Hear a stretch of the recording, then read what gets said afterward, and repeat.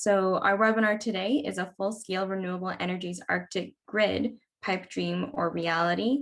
I'm Jasmine Lyn, Program Manager for WIRE International and a member of WIRE's Advisory Committee, and that's Women in Renewable Energy. We're based out of Toronto, Canada. And I'm also here today representing our partner, the Icelandic Arctic Cooperation Network, or IACN. Before I get started, I would like to complete a land acknowledgement. As I mentioned, I'm in Toronto, Canada, and I'm on the traditional territory of the Huron-Wendat, Petun, Seneca, Anishinaabe, and most recently, the Mississaugas of the Credit. While many of us continue to work remotely, whichever land you are on, it is important to honor and recognize in peace and friendship and respect the tradition of the First Nation peoples who came before us and currently reside on these lands. Today, we will start with opening remarks from the Ambassador of Canada to Iceland, followed by an introduction to the IACN and to WIRE. And then I will hand over the mic to the chair of today's session, Heather Semotiuk. After the speakers' presentations, we will go back to Heather, who will lead the panel discussion. And if you would like to ask a question, please use the chat box below, and that can be found in the lower part of your screen. Now, I would like to introduce Her Excellency, the Ambassador of Canada to Iceland, Jeannette Menzies, who will be presenting the opening remarks through a video recording. Hi, my name is Jeannette Menzies, and I'm Canada's Ambassador to Iceland. It is my pleasure to be with you here today as part of the fourth and final event of the series on Share Your North webinars, particularly focused on renewable energy in the Arctic. Canada and Iceland are celebrating 75 years of diplomatic relations this year. And as part of this diplomatic anniversary, we are really excited to be working together on all sorts of different activities, webinar series, and events to promote knowledge exchange and innovation between our two countries.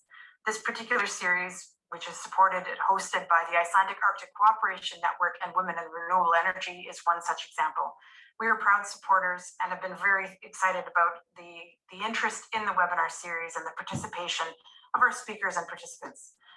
We wish you well during the proceedings during the webinar over the next hour, and encourage you to stay tuned to future events that are supported and hosted by the Embassy of Canada and in Iceland, as well as our partners at the Icelandic Embassy in Canada.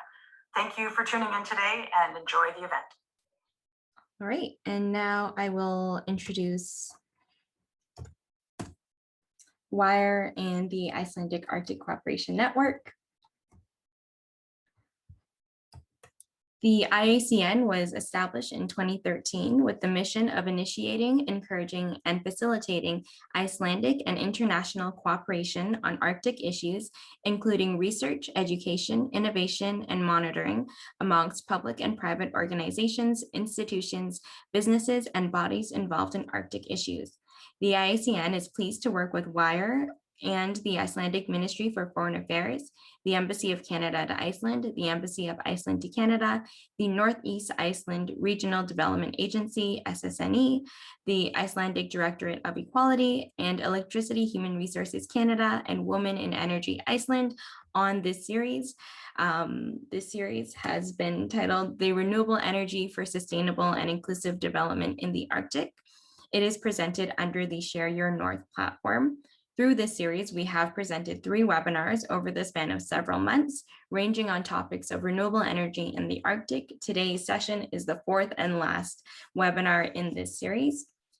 The sessions we've held have focused on several topics, including remote communities and renewable energy in those communities, women and their role in the energy transition in the Arctic, and Arctic policies to enable renewable energy as a future. Today's session will focus on the feasibility of moving away from fossil fuels as a fuel source in the north and shifting to low carbon sources instead. Now I will discuss WIRE. So WIRE's mission is to advance the role and recognition of women in the renewable energy sector. We were launched and incorporated in 2013 in Toronto, Canada. One of our values is the idea of glocal, think global and act local. While WIRE has chapters that are spread across Canada and the globe, we do try to take a local lens to understand the needs of women in the energy sector on the ground to deliver our programming to be the most impactful it can be. So while we do have a global vision, we do try to keep everything very relevant and meeting the needs of local chapters. WIRE works towards our purpose through our programming, which is offered to professionals and students of all genders. And our programming includes networking meetups, capacity building field trips, workshops, and speed mentoring. And we also organize bursaries for students to attend industry conferences. WIRE also works to connect with Indigenous communities across Canada. We have chapters, as I mentioned, all across Canada, and our international chapters are in Turkey, Jordan, Georgia, Azerbaijan, the UAE, Africa, and Iceland through our partnership with the IACN. I will keep the rest of my presentation brief and quickly share about our board, our leadership board, initiatives we support, such as the Leadership Accord on Gender Diversity and Equal by 30. And lastly, we'd like to thank our partners and our sponsors internationally and within Canada. Lastly, you can find us on social media, and WIRE has a fantastic website that has all about our programming and upcoming events, and we highly encourage you to visit our website to learn more about us. And with that being said, I will now pass the mic to Heather Semotiuk, who will moderate today's session. Thanks, Jasmine. Welcome, everyone. I'm honored to be your moderator for this final session. My name is Heather Semotiuk, like Jasmine said, and I'm a manager with the government of Yukon. So that's in Canada's Northwest. I'm coming to you from Whitehorse, the regional capital, and I'm grateful to live, work, and play on the traditional territory of the Kwalindun First Nation and the Taan-Kwachon Council. So today, our session is going to be focused on what barriers, what opportunities come from 100% renewable grid in the Arctic. We'll go through four presentations and then have a discussion at the end. So I'd like to just kick it off with our very first presentation from Stephanie Adey. She's an engineer in training from Growler Energy and is joining us from the East Coast of Canada. My name is Stephanie. I'm also very excited to be here with you all today. Before getting into things, I just want to share a little bit about myself and my background. I studied mechanical engineering at Memorial University of Newfoundland, and I graduated April of last year, but throughout my degree did 6 internships working on quite the range of projects. I started with big oil and Husky Energy, and throughout those internships actually ended up doing industrial battery storage with Tesla.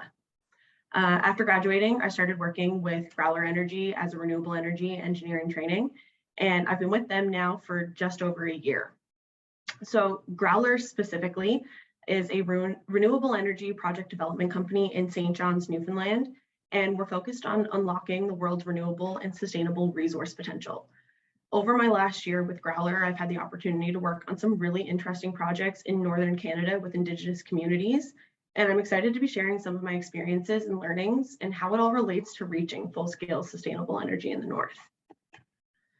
So talking about renewable, sustainable technologies, there's some pretty obvious ones that we see all around the world. They include wind, solar, tidal, hydro, etc. The list really does go on. And some people question their applicability in the North. And I just want to say that they are applicable. They're very suitable for the North. There just takes a little bit of extra, consideration. For example, Growler is currently working on progressing a wind development in a Nunavut community, and that particular community experiences winter temperature averages below -20 degrees Celsius. My first thought when I first started on the project was, wouldn't the turbines freeze up? What about blades and having ice on them? Is that going to affect the turbine efficiency? All that sort of stuff. But with proper care, I've realized throughout the process that when you're designing and acknowledging the climate that you're designing for, it's really easy for energy developers to look specifically for manufacturers that have Arctic climate experiences, or specific turbine models that come with cold climate packages, such as de-icing, blade heating, so on and so forth. One of the key things that I do want to acknowledge, though, when working towards a completely sustainable grid in the North, is that these direct generation methods really only get us to 20–50% renewable penetration. These generation methods are only producing energy when the wind is blowing, the sun is shining, or water is moving, and that's not always the case. Yeah, the North is windy, I've been there, but I've also been there on days when it is beautifully windless. And also, depending on how far north you are, you might have experiences of 24 hours a day sunlight for months, and that's followed by months of no sunlight at all. Without some means of backing up or firming up that power, what's generated, there's going to be periods when energy is being produced at a rate higher than what the community can consume, and as a result, it ends up getting wasted. Or the worst case, it's not producing enough for what the community needs, and that'll never get us to a fully sustainable grid. So to go from the 50% renewable penetration up to 100% renewable penetration, we need to look at combining generation methods, like I mentioned, with some means of storage, typically long-term storage. This can include battery storage systems, pump storage, or newer technologies like hydrogen and e-fuels. Pairing these sorts of storage systems and technologies allows for the generation methods and whatever energy is being produced but not used to be saved for when it's needed. To paint the picture, let's go back to the months of sunlight followed by months of no sunlight at all example, because that is a reality for a lot of northern communities. Solar panels in the area can be generating energy during those 24 hours of sunlight, and the excess, which when you consider how much energy you use during the day versus when you're asleep at night, would be stored. Batteries would be charged similar to how you charge your phone at night. Pump storage would pump water to a height to be stored as potential energy, or for hydrogen and e-fuels, the energy would be used to produce those e-fuels. Then in the months when there's no sunlight at all, the community would be able to draw on the means of energy that was stored using those storage mechanisms. The battery would discharge exactly what's needed, the pump storage potential energy becomes usable energy, and so on. It sounds relatively straightforward, and to be fair, it's not too bad. The thing is technology is really only one piece of the puzzle for full-scale sustainable energy. So in saying that, I'd like to introduce something that we call at Growler the three-legged stool. So imagine this triangle that you're seeing on the screen as the top of a stool, and the three legs are under each of the three corners and they're heading into the screen. Each of those legs represents a factor in project development. And using this three-legged stool analogy, we can see that if one of these factors is lacking in any given project, the stool is going to fail the same way the project will. It won't be able to stand up. We also see on this triangle that the technical part of a project is only one of the legs. And sure, it's absolutely important, the same way that economic factors are important to a project. But something I want to highlight is that the social and environment is equally as important. And I'm going to argue it's almost more important. So currently, rural Nunavut communities are exclusively powered by a handful of diesel generators. And the diesel is transported to the communities by sea lift, and it subjects the communities to really volatile electricity and home heating costs. Plus, they experience outages because of the system reliability. Since they only have a handful of generators, if one of them is down, they lose a large amount of their capacity. So switching these communities to renewable energy is basically a necessity, both for the health of the planet, but also for their well-being and the cost of living. But it's really important to note developers can't just march in and erect turbines or put up solar panels. These initiatives really need to be community-led to ensure they succeed. Now, thankfully, a lot of the communities that I've had the opportunity to work with in Nunavut are really keen to make the transition. But again, community interest is just the first step. After that, it requires developing and maintaining really strong relationships with a variety of community members and community groups and organizations. This allows for open discussions, to address concerns, get feedback, and answer questions. So just to paint the picture a little bit and for a bit of context, project discussions first started for our wind development back in 2015, 2016. That was when the community council was approached and they hosted a session. Going into the session, a few areas for the turbines had been identified as good locations, but after discussing with council and community elders and incorporating their Inuit traditional knowledge, we were shown an area of land that's much more suitable. It's on a ridge with lots of wind, but the biggest thing is that it didn't impact many of the community's primary traditional activities like hunting. And it's just one of the countless examples of community discussions that we've had that have altered the progress of our project. But because of them, our project is even more suitable for its community.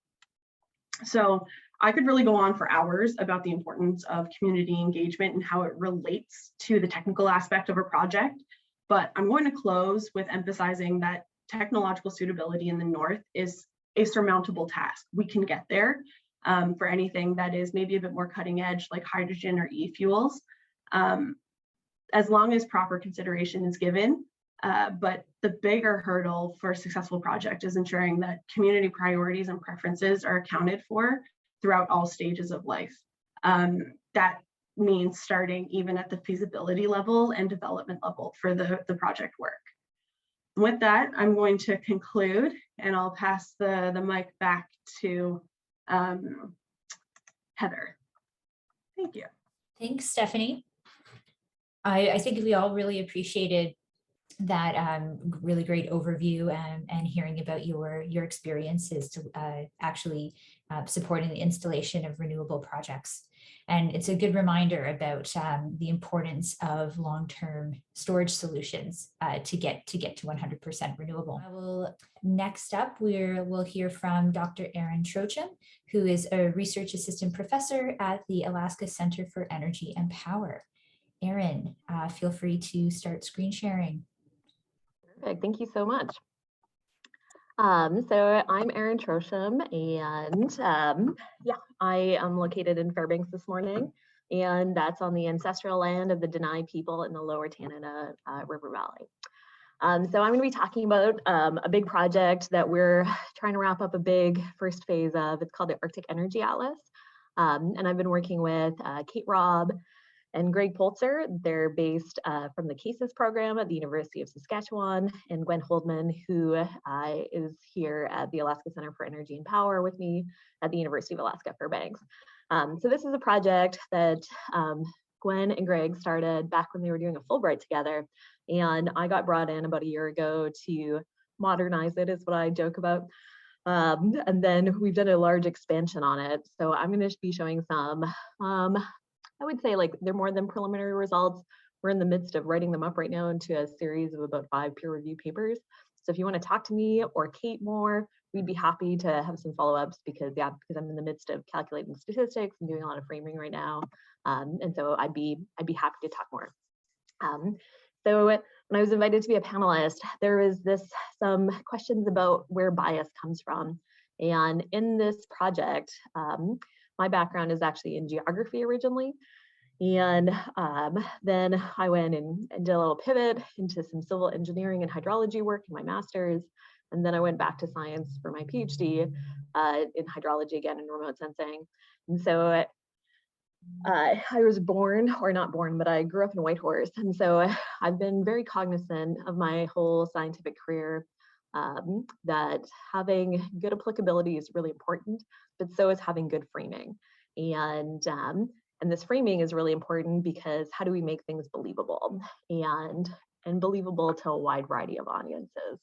So there was this question about identifying biases, and I thought that I would present it from some of my perspectives. So I work with a lot of big data, but we're also doing a lot of this policy framing, and so I've been thinking about this, about how it's more than, we're talking about more than just access to energy in the North.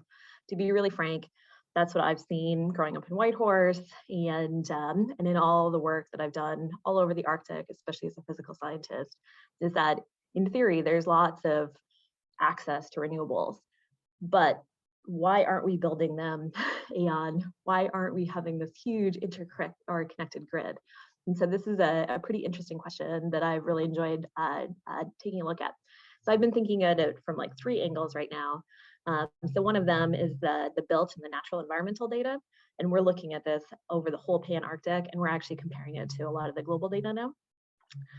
How can we give this data context through a policy framework? So we're seeing all these things on the ground, but what's actually causing them to occur? And so really understanding a lot of the institutions and the systems in place is critical for actually providing a lot more meaning and directing our research questions a lot better in our explanations.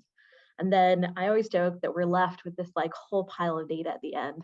And so we're pretty interested in thinking about what is left over, what didn't we use in these 2 types of analysis, and where that might provide opportunity for future research, but also just making us aware of what we left out or what's missing. And so having this really holistic perspective, I think, is really important.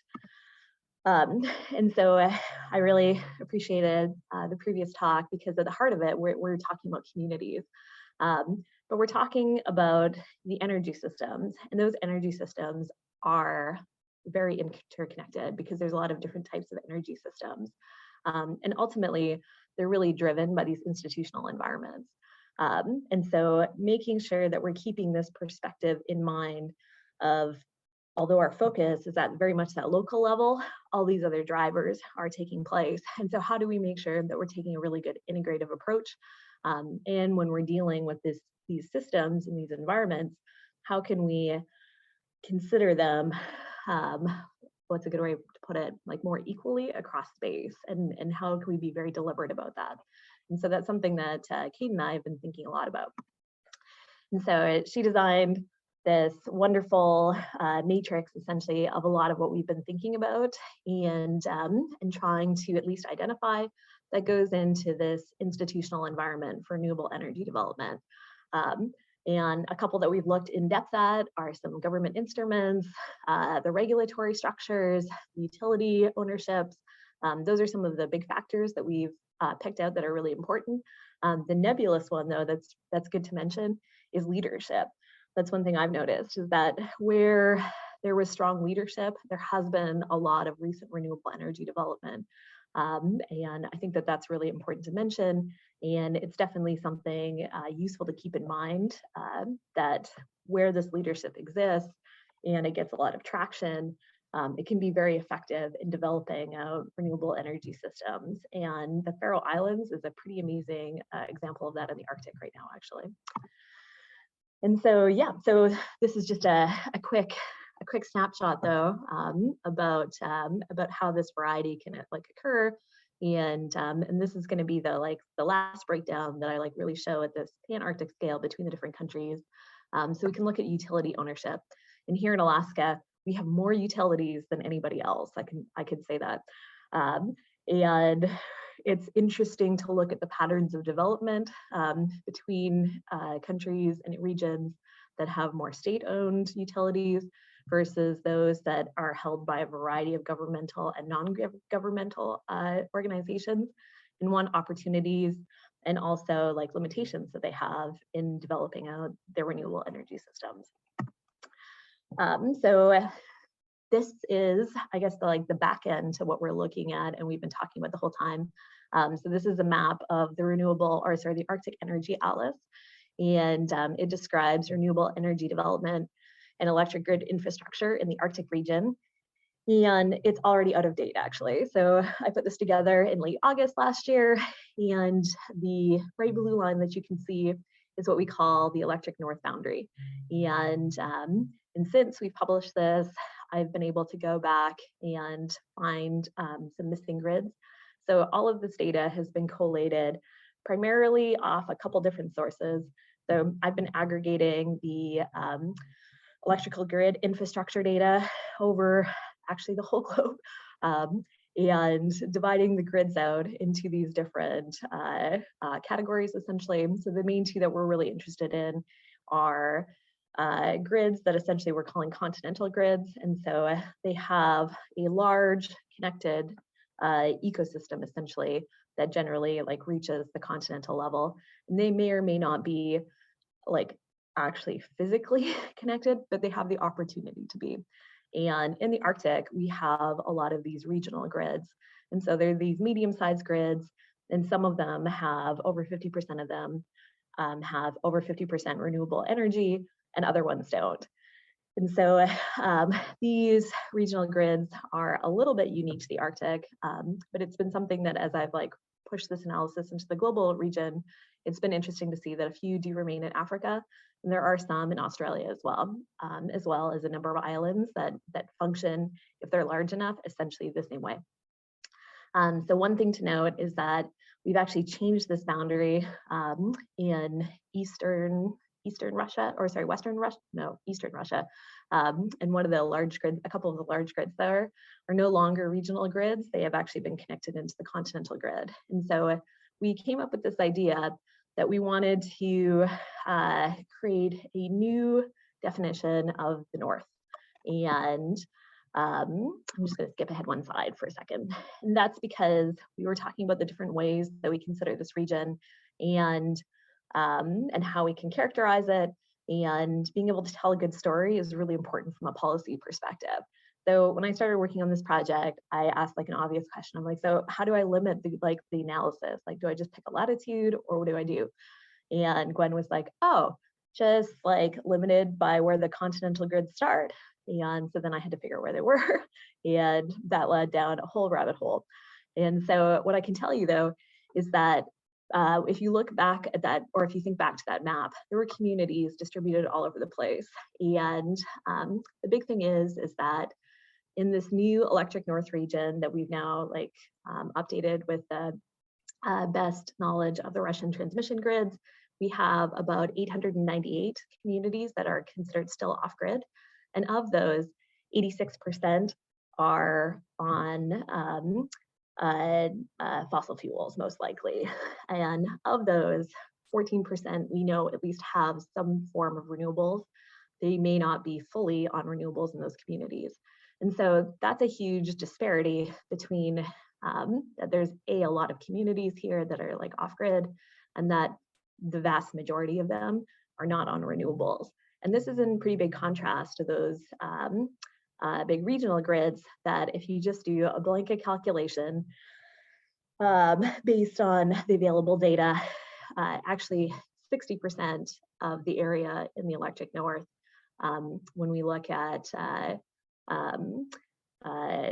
capacity, is renewables actually, and 40% is non-renewables. And so I did the same thing. I like ran the whole calculation for the globe, kicked out the Electric North, and globally, the penetration of renewables is much smaller. It's actually only 27%,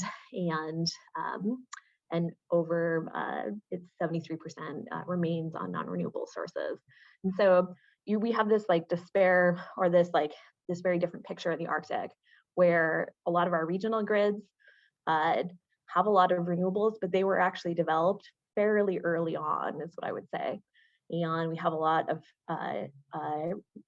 these standalone off-grid communities that still remain without access to renewable energy. And so figuring out ways to describe this well, to characterize it, and to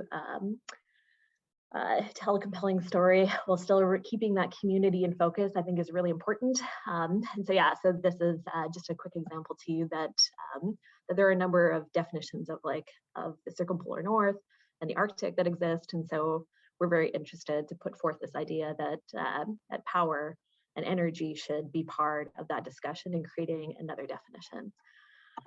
So yeah, so I think with that, I'll leave it there. We'll skip the slide of some of the details of what's in the atlas.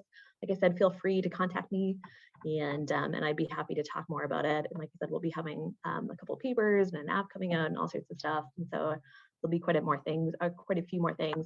But if I can leave you with anything, I think it's to be aware of the challenges of implementing infrastructure and technology at the community scale. That is very, very difficult. and that this idea that we need to understand how to synthesize data and policy at the broader scales into relevant information is key. And so how do we take data and actually make it useful information that we can use to then drive forward the policy that we would like to see to affect this really positive change? So thank you very much.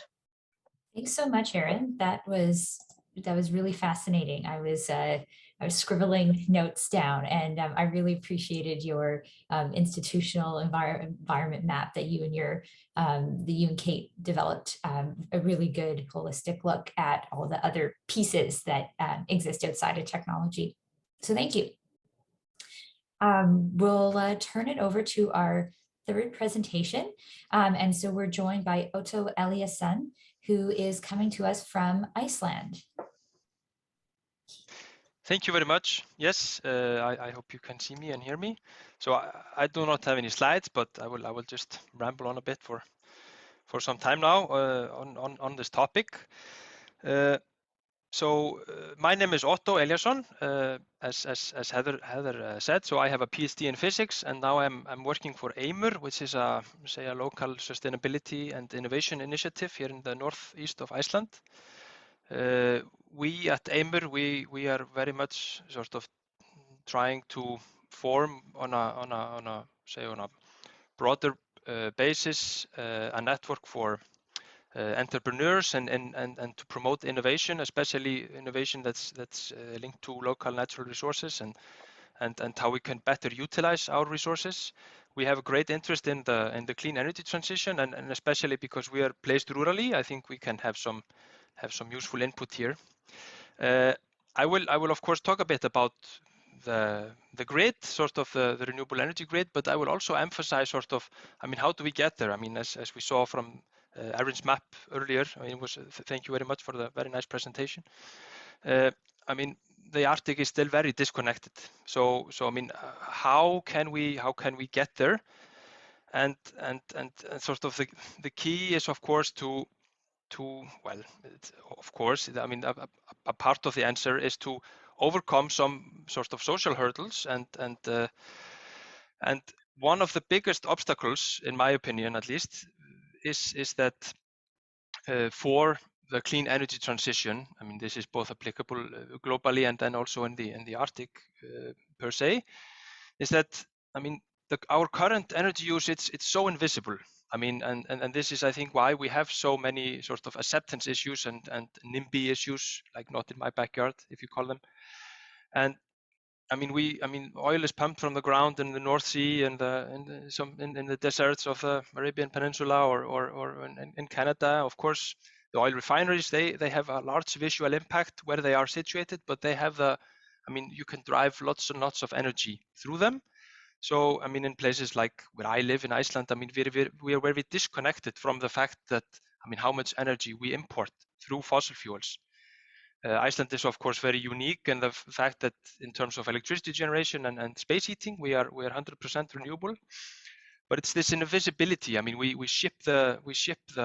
pump the oil from the ground, we ship it to our country, and we store it beneath in the gas stations, and then we don't even see the exhaust from the combustion engine. I mean, that is even also invisible. And it is this invisibility of our energy consumption which is so essential. And so I think we need to start to make some connection between sort of our actual energy consumption and I mean, because it is per capita gigantic. And I think another point about sort of the renewables and sort of their upsides is that they are essentially local.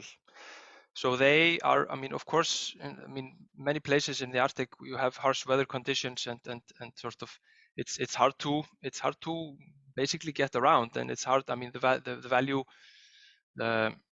value chains break maybe seasonally as well, and so this of course rivals energy security and sort of the independence of communities. But if you can sort of harness this locally, harness local energy sources, renewable energy sources, I mean, this is really a strength and can be sort of viewed as a tool for independence as well, and which is also enabling sort of societies to continue to thrive. I mean, these are often societies that are battling population decline, etc.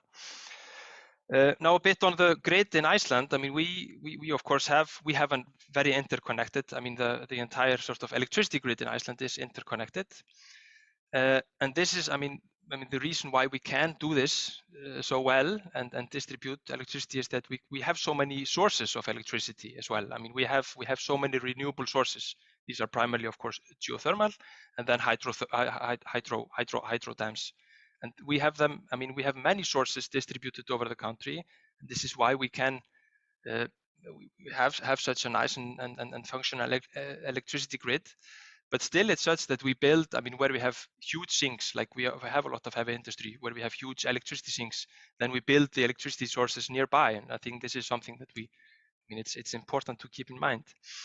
And so, I mean, why do we need a grid? I mean, an electricity grid is, of course, great for buffering fluctuations of supply and demand, as Stephanie talked about in her first talk here. And I mean, it's of course a difference of policy. You know, it depends on. I mean, large scale energy grids, they're also expensive to run. I mean, it's all about population density. You could, for instance, I mean, for instance, here we have two electricity prices, so to speak, in Iceland. You have a rural price and then you have an urban price, because that somehow acknowledges the fact of the cost of building up electricity grids. And then when you look at the map, like Erin showed before, and then you just think, oof, I mean, how are we ever going to get there to interconnect everything? And I think, I mean, because we were talking about the invisibility earlier, I think it's often very good to start with sort of, I mean, local, smaller scale energy solutions that especially focus on households. And I mean, we have combinations of wind and solar. I mean, they can sustain electricity production and of course some means of storing energy as well, but maybe more on a smaller scale. And this, I think this improves the acceptance level. This also improves the local knowledge, which is often a hurdle. I mean, and to realize, I mean, it's to realize also the acceptance issues. And there is also another thing which, in my opinion, is often overlooked. It's, I mean, if you look at I mean, when we talk about renewable energy, we often think of the windmill. I mean, that has somehow become the poster child for renewable energy. I mean, maybe it's because it's so visual, it has 3 long arms, etc. But I mean, heating is also such an important part, and we use so much energy for heating, and for heating, I mean, it's these heating grids, like district heating grids. I mean, these are much more local, say, than electricity grids, and when you look at sort of the efficiency of sort of the energy utilization, it's not efficient per se to heat with electricity. It's I mean, if you have especially if you have access to ground source heating, this is of course very good and very I mean, very efficient. But I mean, the longest geothermal heat pipe in Iceland is only about 68 kilometers, say, long. So district heating is essentially local, and in places where you don't have access to geothermal, I mean, there are still these, I mean, at least not hot water. One can often utilize like heat pump technologies on a smaller scale, and also biomass. And I think this is often overlooked, because when you look at the entire value chain, I think when it comes to biofuels and biomass, we can often locally refine. I mean, I mean, as long as we will eat food and we will do agriculture, we have a lot of sort of biodegradable waste that we can utilize to produce. I mean, we can utilize it to produce even liquid natural gas like methane, which we can use to run our cars. We can biomass to heat up our homes even. So this is something which is already in place, sort of the value chain for this, and I think this is often overlooked. So smaller societies, I mean, think about the bio especially, and the heat pumps. And the energy future, it will be very messy. I mean, we will have a mix of everything: wind, solar, hydro, biomass, biogases, solid biofuels. There is kind of no one size fits all when it comes to this. So I think that's also important to keep that in mind. Now, just one final point about the sort of these local sort of, or say the acceptance issues. I mean, especially when it comes to, I mean, when we think about electricity grids, sort of larger scale electricity grids, we also see sort of larger maybe wind farms, and there is often huge opposition to this. We have seen examples of this recently, say in Norway, where people had already been to windmill parks, but then they were stopped because of local demand by indigenous people. And I mean, I mean, we of course have to find ways to sort of coincide these, but one way, I mean, one way can be also to allow sort of the local regions and the local people to directly reap the benefits of these large scale projects, and to motivate the community and engage them through maybe smaller scale projects to begin with. So yes, so this is maybe what I wanted to say. So I mean, it's I mean, how do we get say social license to operate within these smaller communities? And I think that maybe the key is through smaller projects to begin with, which then can expand. Thank you. Thanks so much, Ottó. Really appreciated that, those remarks.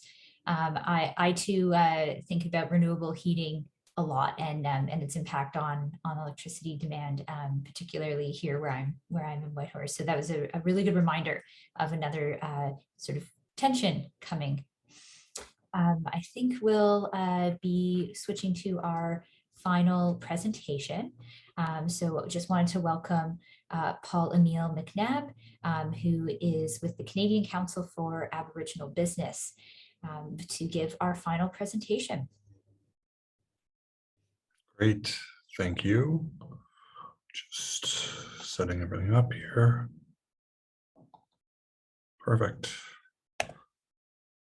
Thank you for the kind introduction. So again, yeah, my name is Paul Emile McNabb, current VP of Business Development and Member Experience with the CCAB, located in Toronto. We're a national organization, but come to you today from Halifax, where we'll have our East Coast Business Forum tomorrow. So today I'll just talk a little bit about CCAB and participation of Indigenous businesses in different sectors, and talk about more CCAB programming. So we were created over just nearly 40 years ago by Murray Koffler, our founder, to drive more important business relationships between corporate Canada and Indigenous businesses and communities. So kind of fast forward until today, we have about 1,800 members across Canada. So of our membership, about 60 to 65% of our members are comprised of Indigenous entrepreneurs, businesses that are looking to get connected, connect more with different industries, looking for more business, networking opportunities, procurement as well. So CCAB provides like great events. It's so wonderful to be back in person after 2 years of doing virtual events and networking. And it's just so important to build those. It's so difficult to build good, trusting relationships for business virtually. So it's just so nice to see everyone at our event here tomorrow. So that's part of the ways that CCAB brings everyone together through our great network, and obviously some of the great programs we offer. Progressive Aboriginal Relations, our Certified Aboriginal Business Program, CAB. We provide many tools and services for Indigenous businesses with our TFAB program, and we have an amazing research and public policy team as well that advocates on behalf for Indigenous businesses, CCB members in particular, through our Aboriginal Marketplace procurement supply chain program as well. So yeah, we offer many different programs and services, and we've had quite a bit of growth the past few years as well in terms of our membership. So just to provide a snapshot of the Indigenous economy, we're looking at updating this information next year through some new national survey work we're doing with Indigenous business and entrepreneurs. But this kind of sets the stage a little and captures, I think, just the size of the Indigenous economy overall, and looking at upwards of 60,000 Indigenous businesses across Canada. And just to provide a little bit of a breakdown, what do Indigenous businesses look like in terms of their size, business characteristics, where they do business, are they banned, community owned, operated on or off reserve, corporation structure. So we've done a variety of research over the past decade that really helps identify the challenges, opportunities, and landscape. How do we better support? How do we bring about good policy to support Indigenous businesses, the Indigenous business community, if we don't know anything about it? So really, it was about 15 years ago, our board of directors at CCAB set off and launched our first research project in 2008 and 2009. That, sitting here today, we have about 7 full-time researchers now that help, provide great data and research to outline and advocate for good policy to better support the Indigenous economy in Canada. Again, really looking at more granular in terms of our research projects, some of the work we've conducted over the last few years, looking at the impacts of the pandemic on Indigenous business, procurement, trade, export, Indigenous participation in technology, innovation, the future of work, looking at clean energy, looking at renewables, community economic development, and various other sectors, specific topics. We've done 3 COVID research studies over the last 2 years. So looking at ways, Indigenous businesses can recover after the pandemic. Most of Indigenous businesses are small, so looking at ways we can better support them in terms of more access to financing, or whether that's more marketing strategies and digital adoption, which has become more important as well. And then providing more context and background into how Indigenous businesses have been severely impacted by the COVID pandemic in terms of offering or adapting different services, and how they've been able to kind of switch gears and, looking at the different types of revenues as well since the last fiscal year in 2019. So obviously you see more of a decrease, like many small businesses have over the past couple of years.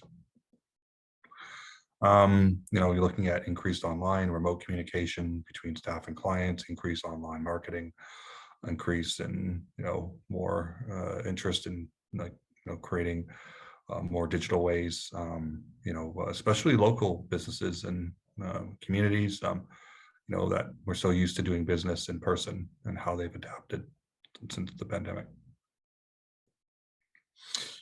So one of the things, and I'll just kind of go through quickly here, very high level, but the CCAB's kind of flagship program, Progressive Aboriginal Relations, PAR, I think really, it's been around for 20 years, and it's really based off of the 4 pillars: leadership, employment, business development, community relationships. One of the best sustainability CSR programs in Canada that helps organizations shape their Indigenous strategy. I know lots of conversations about ESG and investing right now, so I think PAR is a great kind of starter for organizations that look to build those relationships with Indigenous businesses and communities. And how do you get there? And you got to have a good strategy. So I think CCAB provides that framework of a program in terms of PAR, and the program is completely vetted independently by Indigenous verifiers and Indigenous jury. But essentially the PAR certification, which starts at the committed level, provides that high level of assurance to communities in terms of the designation that's supported and completely independent. And certifies that they're doing good business with Indigenous communities. So I think when we have these conversations about renewables and energy, and really I think the context of understanding the Indigenous business landscape, communities, what they're looking for out of building their economies. I think PAR plays a really important role in providing that strategy and framework that can really help and shape this conversation that we're having today.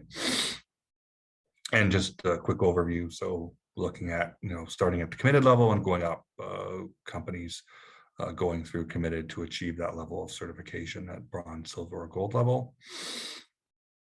Another way that we're looking at supporting Indigenous businesses is supply chain. So really CCAB, through our 1,800 members, we set up buyers. So we register buyers as procurement champions under the supply chain program that are looking to source. So looking at Indigenous businesses that operate in green energy, renewables.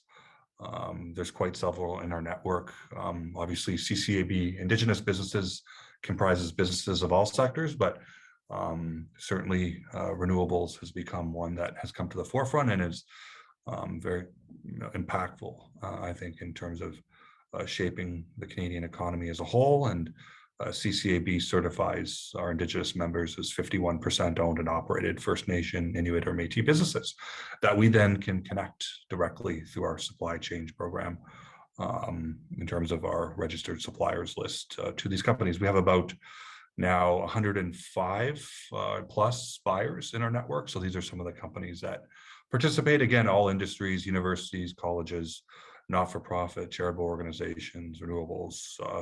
That's the great thing about some of the work CCAB has done. It's just become really diverse in terms of the companies that are looking to build good relationships with Indigenous businesses and communities. And again, just a quick overview of CAB and how it works in terms of companies looking to do business with an Indigenous organization, Indigenous-owned entrepreneur. Just looking at the CAB designation and just identifying that in companies that use that designation as well. And then I talked about supply chain. So that business takes place in our marketplace with our partners at Tealbook. So really it's a two-way directory where we link our buyers and suppliers together in the CCAB marketplace. Just high level kind of impacts in terms of the results of some of the work that CCAB has been doing in terms of building those networks and better procurement opportunities, looking at the expansion of Indigenous employment across Canada. Indigenous companies, according to our research, 3 times will hire Indigenous employees, improvement of business activity within communities, encouragement of Indigenous education and training, expansion of Indigenous socioeconomic engagement, and just as well, improvement of Indigenous opportunities, reduction in government spending, and then solidification of Indigenous government relationships. So these are just some of the outcomes that, some of the benefits of the social and economic impacts of increased Indigenous procurement opportunities in Canada.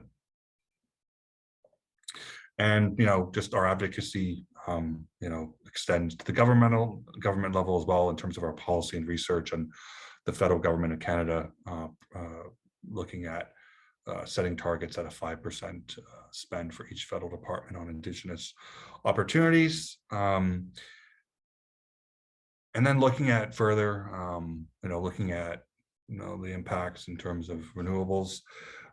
Right now, I think there's close to 200 clean energy projects over 1 megawatt in Canada. That includes hydro, wind, solar, biomass. There's so many First Nation communities that are already involved with green energy projects. So Indigenous communities continue to be one of the leaders in that space. And I think just in terms of the objective of my presentation today is just to set the context and kind of show and outline the participation of Indigenous peoples, businesses, entrepreneurs in the Canadian economy, and looking at both the challenges, opportunities, success stories, and looking at ways we can grow together. Anyway, that concludes my presentation. Thank you. Thanks so much, Paul Emile. That was, yeah, really great context. Emphasizing, I took away the 60,000 businesses that that the CCAB is aware of. That's awesome. And thanks again for bringing up the 200 plus Indigenous energy projects that are happening across Canada. That again is another good reminder just of who's leading the clean energy provision in Canada, really. Yeah, and just a quick thank you and just a quick shout out to Indigenous Clean Energy. They do some just incredible work, and they're definitely the leaders in this space. And Terry Lyn will be speaking at our event tomorrow, so she'll be on a panel. We'll have that'll be our main stage panel focus tomorrow at our event. So we're looking forward to that. Awesome. Well, yeah, we can. I'm sure ICE will come up in our discussion. Yes. But yeah, so we'll all of you should ask you further questions about that very soon. But just before we turn to the panel discussion, I'll have everyone turn their videos back on in a second. I just would like to introduce Ambassador Hlynur Gudjonsson. The ambassador is just going to give some closing remarks. So Ambassador, I'd invite you to turn your camera on. The ambassador has 30 years of experience in diplomacy, international trade and investment, public relations, and politics.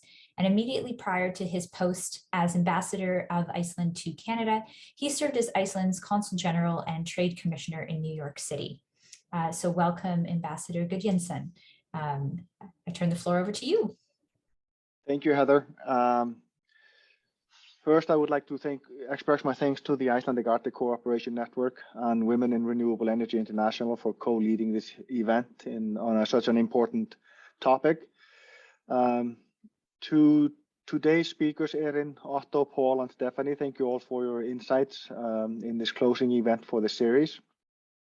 Share Your North webinars, Renewable Energy for Sustainable and Inclusive Development in the Arctic series.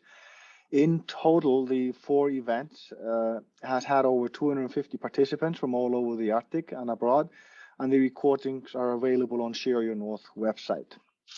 As a state that can be considered to lie entirely within the Arctic, Arctic affairs are a priority in Iceland's foreign policy. This is especially the case in context of a rapidly warming climate, which, as well we know, disproportionately affects this region and those who live here. It is important that Arctic nations like Iceland and Canada continue to prioritize the decarbonization of our societies in line with our 2030 goals and quicken the pace of technology innovation in the renewable energy sector. Ceasing the use of heavily oil in shipping in favor of less polluting solutions is certainly one part of the puzzle.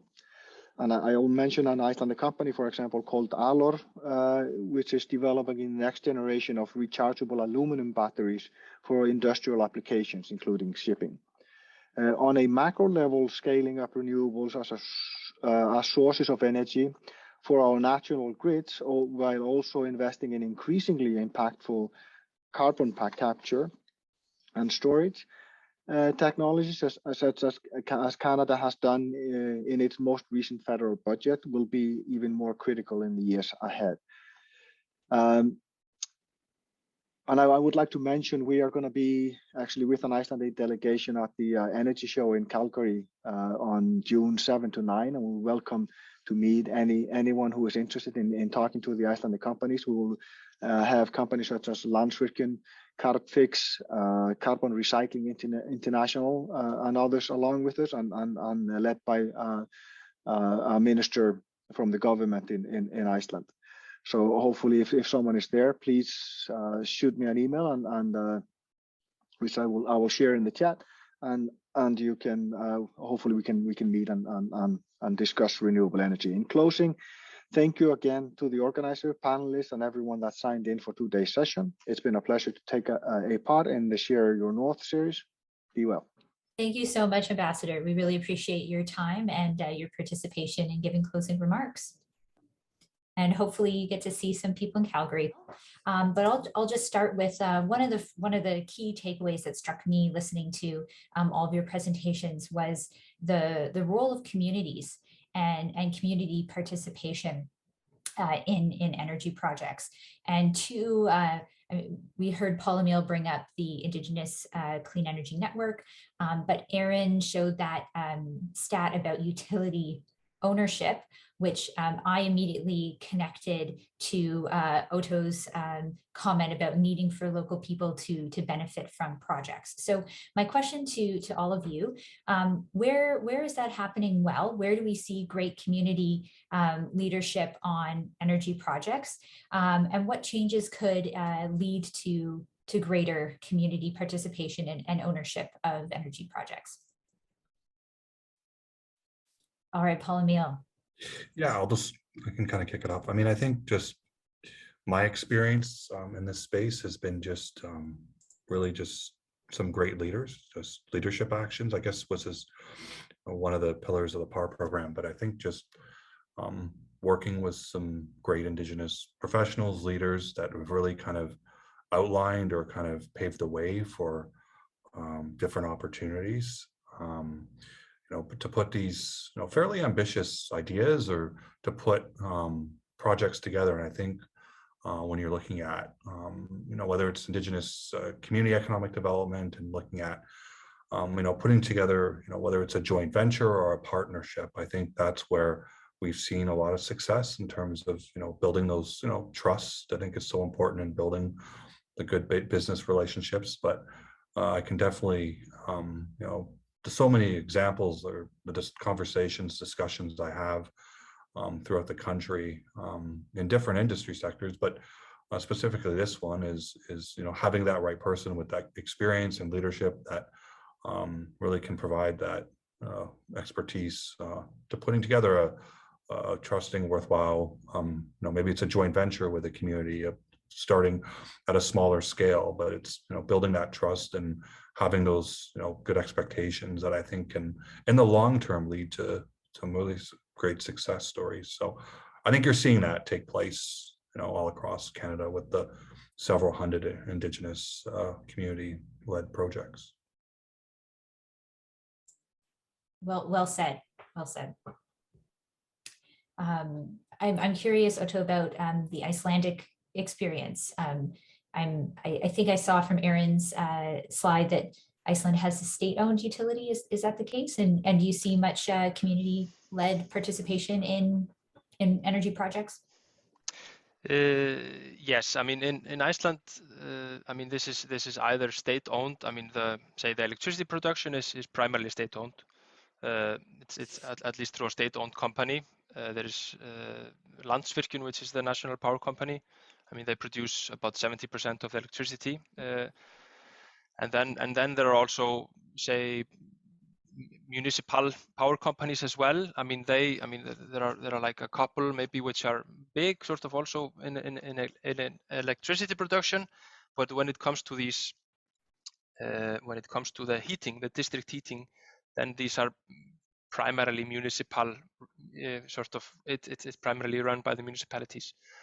And that maybe sort of comes in on the locality of the resource. So and I think which in my opinion is really the strong point about the renewable, and especially sort of when you're going through the transition, and to the sort of the transition in rural places. I mean, it's about how do we utilize sort of the transition also to benefit the society, and also sort of to create, say, a good future vision for the society. I mean, how can we, how can we reap the benefits of our own land, of our own sort of resources, not only just for the sake of energy, but maybe also tax it somehow in order to be able to boost other, like local innovation or businesses like Emile was talking about. So I think that is such a, it's such a strong point about, we're talking about the just transition and sort of in that relation as well. But back to your question, in Iceland, it's primarily sort of state-owned and run by that. And I think that that is also sort of maybe highlighted by one of the essential instruments that we had in Iceland. It was sort of we maybe call it the second energy transition or something. It was when we were departing from fossil fuel-based heating over to district heating, sort of geothermal-based district heating. We had this risk mitigation fund, state-run risk mitigation fund, which was an essential instrument to sort of drive this transition. I mean, it took on the risk of drilling, and now, because we have so much space in Iceland heated by geothermal, the role of this fund is changing, sort of focusing more on the transport, which is the remaining fossil fuel burning sector. But yeah, thank you. Excellent. And I've heard about the risk mitigation fund. It meant if you drilled and you didn't find a resource, you got reimbursed, right? So really Exactly. encouraging exploration. Yes. I'll just turn over to Erin and Stephanie. Any further comments that you two would like to add to that question? Yeah, I looked up a quote for this. So I had the pleasure of spending a couple days with some of the engineers and managers out in Western Alaska that work for some of the cooperatives out there. And one of them works for the Unalakleet Valley Electric Cooperative. And he had a really wonderful perspective. And so his quote is that our employees believe in what our cooperative is doing and are committed to serving our community. When things get tough or bad, we're shoulder to shoulder working the problem. An outage is taken personally because it is our duty to keep all energized. When your family and friends are impacted, you go even longer than you thought you could. So I think like that really, and that's from Reese Huta. And so that really captures the like what I consider some of the best of these cooperatives is that there's a real investment when they're working well between the board and what the mandate of the board is and the employees and their commitment to getting the job done. And so I think some of the issue in Alaska is that ideally they do have enough capacity to be able to make these transitions to renewables. And those are complex. So some of them is having alignment available. That's really critical for them. And maybe they do or do not have enough work for them on a regular basis. Maybe they don't have a place for them to live. There's a number of challenges that are not really obvious necessarily, but can become major challenges to maintaining more complex infrastructure and like renewables actually. Another thing is that being able to, just because the wind is blowing doesn't mean that you can necessarily keep your wind turbine going. And in a lot of communities, they use manual curtailment instead. And so being able to have enough knowledge to know when to curtail your turbine is super important. And so we spent a lot of time talking about like how do you know that? And then especially how do you adapt to that in climate change? Because especially in Western Alaska, there's actually an increasing in wind strength as our like winter storms are intensifying, and we're only going to see more of that. So in theory, there is a lot more wind available, but it requires a different technique in order to be able to use it. So different design parameters. And so, but the boards there really, really care about you burning less gas and diesel. Like that's what their like mandate is they're like, we will make it work if we can show that there's a cost savings, and they are showing it. And so I think like my question is how do we take all the good things from that system, because there are a lot of really wonderful things, and it does reward good leadership, and I think it really like catalyzes it, and make sure that it has that support structure that needs to be effective, and that it has good integration within those local communities, because like that's the issue, is that you want to have that integration between those different levels of government. And so in a like a healthy functioning community, I think the board helps very much direct that and prioritize that. But that's a critical part to it. And so yes, I think that's like one of the best examples from Alaska. That I can see that that there's a lot to be said for taking some of the ethos from that and applying that in other areas of the Arctic. So very comprehensive answer. So thank you. Yeah, and a great example to highlight. And what a quote. Working to provide power for your neighbors. That's yeah, just very impactful. So thank you. Thanks for bringing that. I see Stephanie turned her video off. Did you want to add, Stephanie, your perspective to that question, or?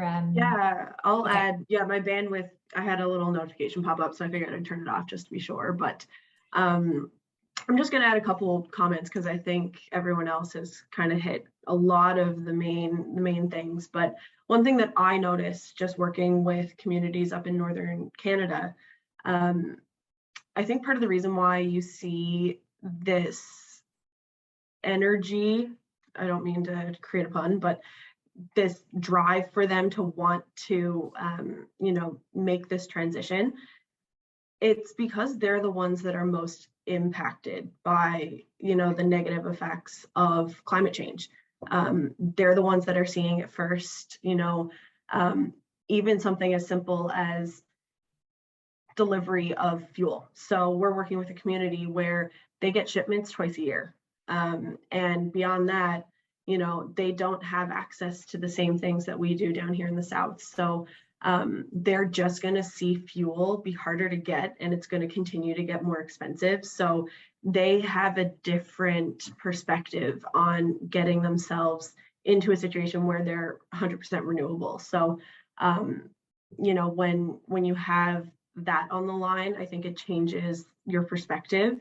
Also, a lot of these communities that we're working with are like 95% Inuit, and they make a way of life by hunting, and they're seeing significant effects, accessing their land because of climate change. So they're recognizing that if there's anything that they can do to, curb emissions and stop seeing these changes so that they can continue their livelihoods, they want to do it because they love what they do and they don't want to be forced to stop. They don't want to be forced to be put into, dangerous situations trying to hunt and that sort of thing. So, I think their perspective is very unique, and they have a different passion for it. They have a very unique perspective. And I think it's something that we should look to, like Emile said, they are leaders and it's for a reason. And I think we could all follow suit. Well said indeed. I noticed that there's a question from a participant who's asking about ground source heating as a great option and cooling option in the north. So they're asking for the panelists' thoughts, but I'm going to add on to that question a little bit and just take it one step further, because I think that question is very much about sort of technical viability. But when we're doing a change to ground source heating or electric forms of heating to reduce greenhouse gas emissions from heating, in Yukon, we see a bit of a mismatch between when our renewable sources are operating in the summer and when heating demand is and electricity demand is the highest in the winter. So just wondering, maybe panelists can comment on ground source heating potential, and then also just a rise in electric heating and that electrification. What pressures and what tensions does that create on a 100% renewable grid? Yeah, I can hop in really quickly first. I personally can't speak to ground source heating. I'm not familiar with it. So it's a little hard to say whether or not it's applicable, but it's fair to say that anything is worth looking into in the north. Like I said earlier in my presentation, it just takes a little bit of extra consideration sometimes, but it's not to say that it's not possible. But speaking more to, the heating load, electrical load, that sort of thing, going back to the community that we're working with for this wind development, I truly never understood that until I started working on this project. We're currently targeting just a pretty basic intro level project, targeting 50% of their electrical load. But it's always in the back of our mind, how do we address the heating load? Because based on our data, it's the heating load is 4 times that, the electrical load. So we're really, when you're looking at it, offsetting such a small percentage of their diesel usage. And I think that's where, a little bit of innovation comes in, learning and figuring out how technologies can be used for this. Hydrogen, maybe a hydrogen town of the north is this like far-fetched thing, this innovative concept, but it might actually be really applicable. So it's taking these innovative concepts and studying them to see, you know, how applicable actually are they? Because, you know, like I said, the North is a unique environment, and it takes a little bit of extra thought and a little bit of extra creativity to make things work up there, but it's not possible. So I'll let anyone else chime in if they have anything to add. I can answer a little bit of this. And so this is a pretty interesting question in Alaska.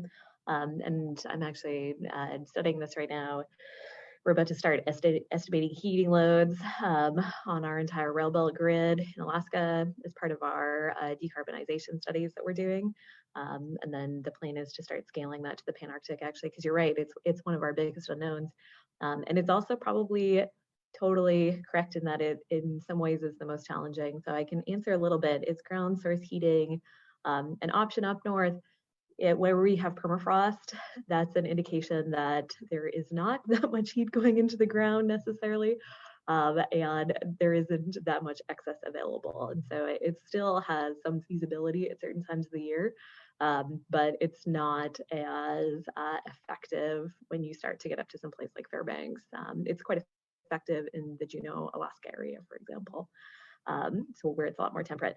I think I was really happy to hear Ottó talk about the district heating, and so that's like something that I've brought up is definitely an issue where I live in Alaska, and again I think an issue a little bit more than we understand in the Arctic, which is that sometimes that's the solution is we're going to just centralize heating. But when we say that we're going to centralize heating, that means that we're expecting people to live in very close proximity to each other, and the Arctic is highly decentralized. We functionally don't totally live like that. And so I think it's very important to be cognizant about what is it that people actually want. And I know in Fairbanks where I live, that's one of our biggest challenges, is that we're highly decentralized. I don't see that changing actually. If anything, we're getting more decentralized as time goes on. That's part of the attraction here, is that you can come and everybody can live on their 1 to 2 acres of land, build their own thing, and so the power is definitely going to go out.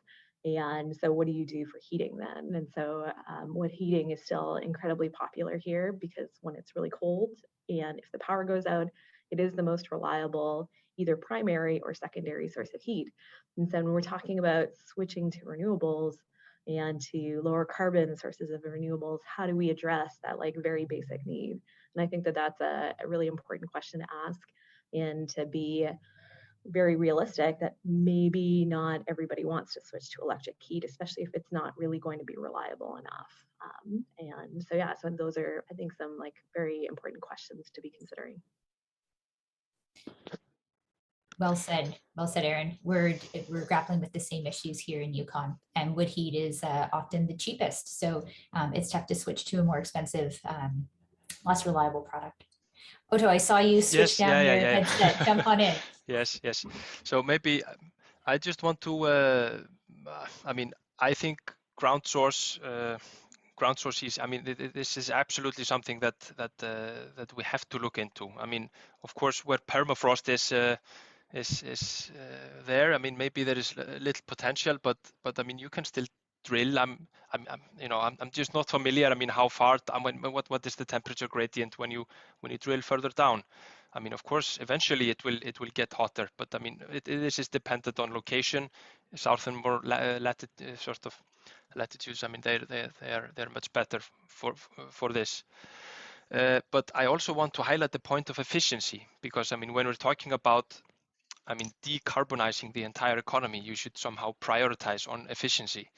And geothermal or ground source, ground source heat is also geothermal. Geothermal to me it's not only sort of the hot water that flows from the ground, even though we are so fortunate here in Iceland that we can utilize both hot water and steam that comes directly from the ground. It is also ground source heat, which is essentially geothermal.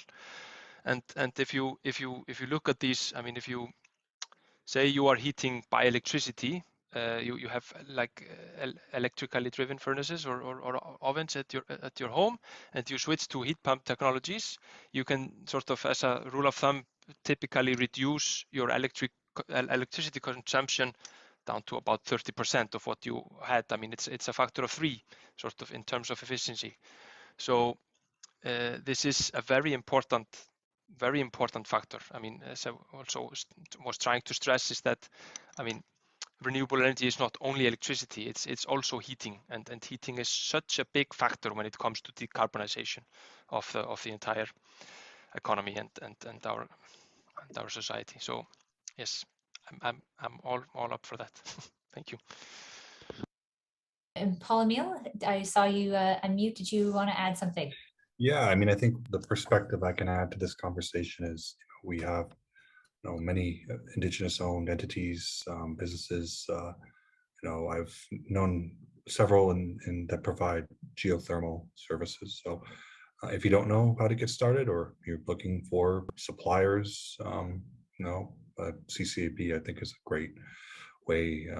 You can reach out to myself or a network to be able to provide more information about working with businesses and geothermal. And maybe, sorry, one more thing to add about the ground. I mean, the quality of the ground source heat, but I mean, it's always available. I mean, it is there. The entire sort of the entire year. So I mean, it's a constant heat load if you get into contact. Thank you. Excellent. So I have one last question before we end, and I did not prep the panelists with this question, so this has come in just out of your presentation. I think a lot of times we listen to these talks and maybe can feel a bit separated from then our life as once we leave listening to these panels. So what would you recommend for participants that want to see renewable energy in their communities, want to see a movement towards reducing greenhouse gas emissions, more renewable energy? What do you think a panelist could do in their home community? And what do you think a participant listening to this webinar, what could they do to advance that in their community? And Emile, you kind of hinted at that, so maybe I can turn over to you first to expand. Yeah, I think that plays into kind of leadership and making impactful change. I know that happens a lot in the collective, but as an individual, you can help lead that change. And really, it's whether it's getting connected or learning more about different perspectives or different types of businesses, what they can offer. But I mentioned an organization like Indigenous Clean Energy or CCAB, or there's a lot of great organizations, not-for-profits as well, that help lead these types of initiatives. So if you don't know where to begin, I mean, you can start with contacting an organization like that to kind of help you along the way. So don't be afraid to reach out to whether it's individuals or organizations like that. So I'll just kind of end with that. Mm-hmm. Do some research, see who's already working in your community, yeah. Get involved. Mm-hmm. Yeah. Any of the other panelists want to add on? Well, maybe I can. I mean, it's of course exactly along the lines that Emile was talking about, but it's, I mean, I think you just have to do it yourself. I mean, it's easy to say, but it's of course very hard to do. But I mean, there are many communities. You have to push of course the authorities, but I mean the initiative, like bottom-up initiatives, I mean I think they are in the long run most successful and sort of also most fruitful for the societies. They sort of leave the most behind. Thank you. Thanks. Yep. Yeah, so we're in Alaska here in the United States. We're in a very interesting situation in that there's a lot of investment coming right now in terms of decarbonization and clean energy as part of the infrastructure bill. And so it's very easy to be like, oh, I need to do this thing. And of course, like you always do as much as you can. Like, it's great to live like in a low carbon house, energy efficient, all the personal responsibility. But I think that it's probably more important to be really supportive of the people that have been trying to like enact this change. It's been a really long, hard road for them. And it doesn't take at least very far in the north to find somebody that like believes in these things and has been really working towards this for like 10 to 15 to 20 years and has tried a lot of things actually. And it's worth talking to them and hearing about their experiences and understanding what didn't work actually, because some of those barriers are probably still here. And then if there is a large investment, really taking advantage of that and thinking about like where it's most needed. Maybe it isn't your community. So that's crazy. Maybe it's another neighboring community, and being cognizant of that.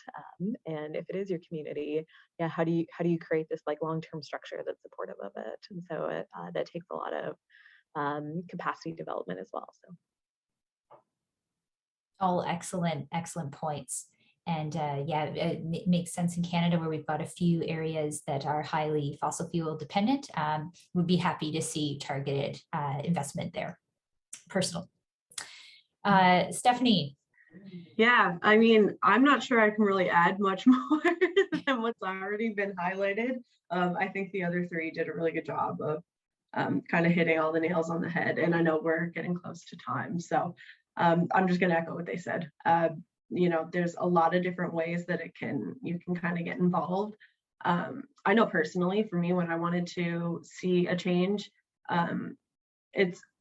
I basically just said that that's how I wanted to work. Like that's what I wanted my days to look like.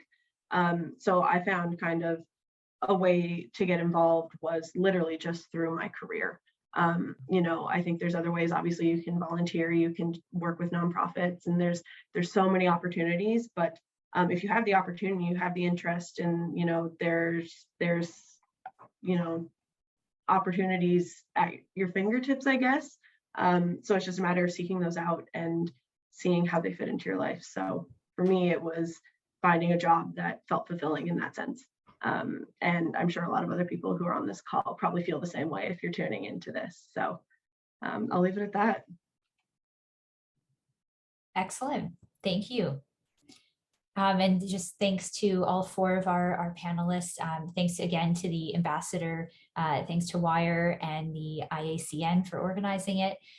It's been a real pleasure. And I think that wraps up our time. So yeah, feel free everyone to say farewell and log off. And I'll turn it back over to you, Jasmine, if there's any last minute things that you need to say. That's actually it. Heather, you did a great job moderating. Thank you so much to all the panelists on behalf of WIRE and the IACN. And thank you to our attendees. Once again, the recording will be made available in a few weeks. We really appreciate everyone's time here today. And thank you all for advancing the renewable energy adoption and transition in the North. All right. Have a good one.